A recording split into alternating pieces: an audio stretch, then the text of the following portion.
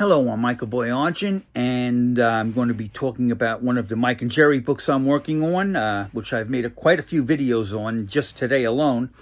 And I'm very excited about this book. And the title of the book is Readers, Writers, or Bibliophiles, Mike and Jerry and Their Books. And it's quite a story. It spans decades, our life with books. And what I want to focus on today was the golden age of the used bookstore, or even the antiquarian bookstore.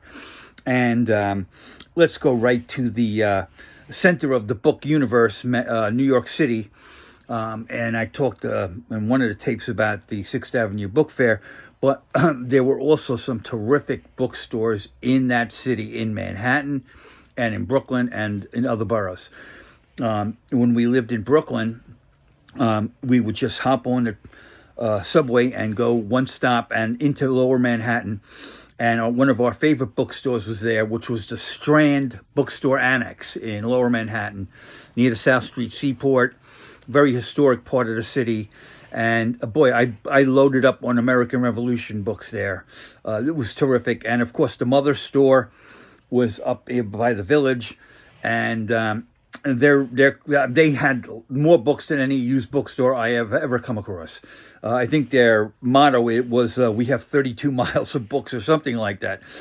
And the owner was a very nice man. I interviewed him for a radio show I used to do.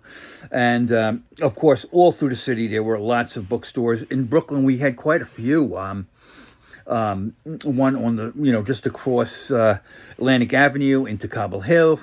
Up in Brooklyn Heights or Montague, we had one, and the guy who worked there was famous for writing a book on Thomas Jefferson, and it's just a terrific age. And of course, you had your independent bookstores still operating, and the big bookstores like Barnes and Noble, which was right around the corner from my house, and that they took care of their of local authors. Like when my first book, Green Enchantments, came out, they spared no expense in doing a book signing and book talk with me. They even blew up a 6-foot poster of me into like a cardboard figure that would stand up.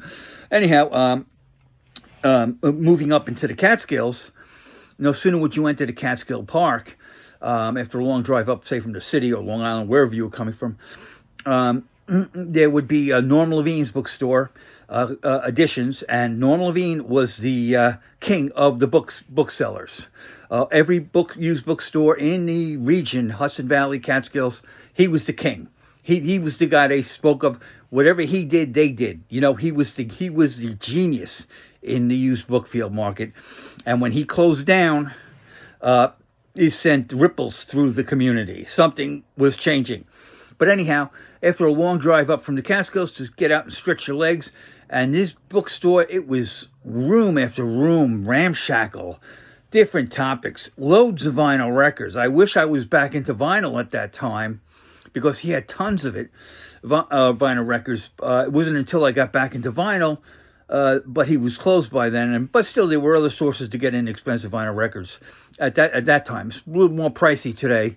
I don't need any more. I've got my collection, all I need.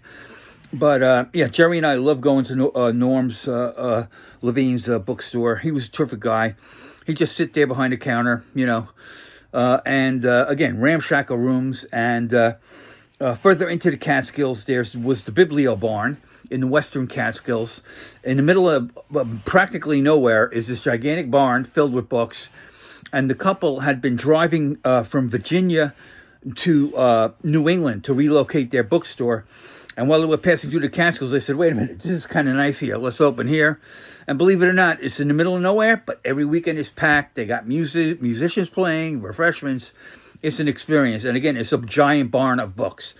And of course, there were some smaller bookstores in the Catskills, sometimes a Good Notion, and a few others. And up in Saugerties, they had a nice pocket of books.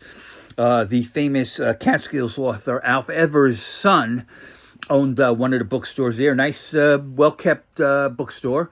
A lot of regional titles. Another bookstore in Saugerties was run by a man named Richard Frisbee. He was a publisher also. and a bit of an expert on Spanish cuisine and travel. But he was a very hospitable guy. And then there was also like a independent bookstore with club chairs and a coffee bar in the back where you can just grab a book and sit in a chair and have some coffee and read a book. And when you first got into Sorgeties, you'd head right to the pizzeria there. Slices. They had some kind of terrific homemade crust for their pizzas. I've never tasted something so good in my life in the way of pizza. And believe me, I lived in Brooklyn where every block had 2 pizzerias, and every pizzeria in Brooklyn was 4 or 5 stars. Okay, so when I say Sorgeties has a good pizzeria, you should check it out. The next thing you would do, so you would go and have your pizza, go to the bookstore, have a cup of coffee, and on your way back to your car, Jerry and I would stop at this chocolatier and grab a bag of chocolates to munch on the ride home. And inside Woodstock, there was a terrific bookstore. They did a book signing for me. Also, the Golden Notebook, and they were right there on the main drag. Terrific guy owned it. And there was used bookstores everywhere. I could go on and on and on.